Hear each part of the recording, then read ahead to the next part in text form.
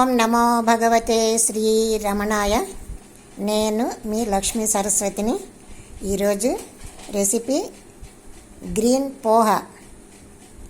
కరివేపాకు మిక్సీ వేయాలి. కొంచెం నీళ్లు వేసి కరివేపాకు మిక్సీ వేసి పేస్ట్ లాగా చేసి పక్కన పెట్టుకొని, తర్వాత బాండీలో నెయ్యి కొంచెం నూనె కొంచెం వేసి దాంట్లో పచ్చిమిర్చి, కరివేపాకు, జీడిపప్పు, కిస్మిస్ వేయాలి. వేసిన తర్వాత అవి వేగిన తర్వాత ఈ పేస్ట్ చేసిన కరివేపాకుని దాంట్లో వేయాలి. వేసి తర్వాత మునగాకు కూడా వేయాలి ఒక గుప్పెడు.